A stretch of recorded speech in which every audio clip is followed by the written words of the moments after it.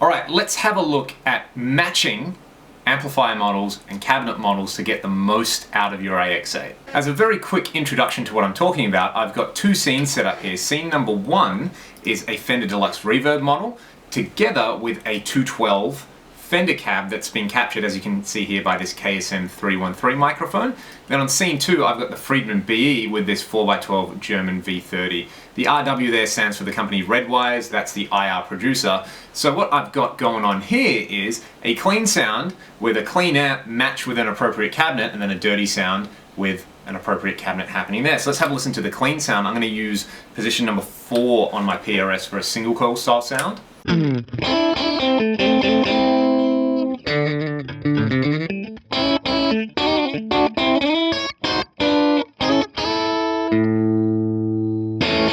Then I'll go over to the bridge humbucker with the dirty sound.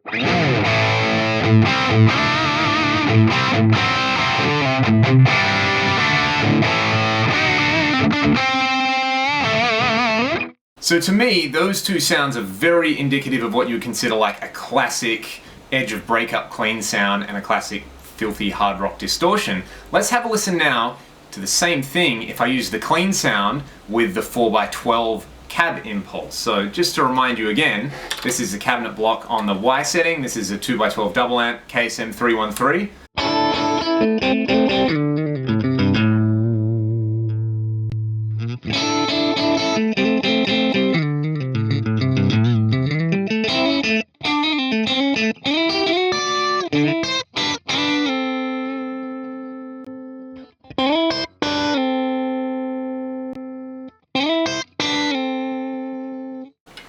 Now I'm going to repeat the same thing with the dirty amp. We'll have a listen to it with the cabinet that I've matched to it, then we'll have a listen to it with the 212 Fender style cab. So here we go.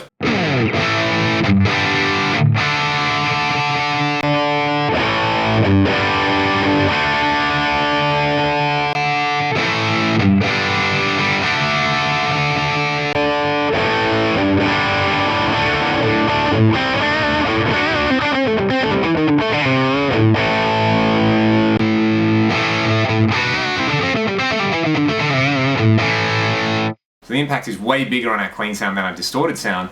Even in the clean example, you could hear that with the 212 cab, the mid-range was a little bit more pronounced and sweeter, which is what we want with that kind of classic Fender clean sound. So I'm going to cycle through a few more cab choices just to drive home how important cabinet choice is when you're dialing in sounds. So this bank that I'm in at the moment, you can see from about number 34 all the way through to 65, they're all 412 cabs, but they're all going to sound radically different depending on the type of microphone used, the type of speaker in the cabinet, the type of cabinet itself, and the capture method. So let's start with this one, this 4x12 Recto SM57, and I'm just going to cycle through.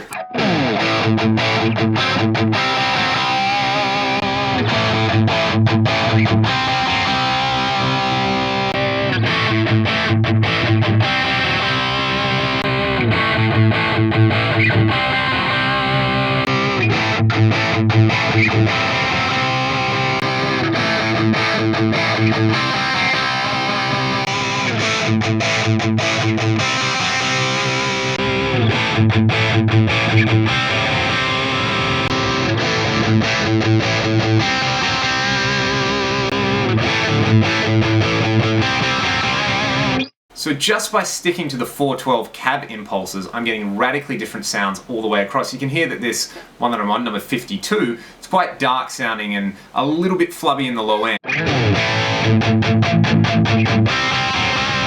Whereas if I cycle back down to this impulse from a PV6160, this one's really bright and really buzzy and to me really unpleasant.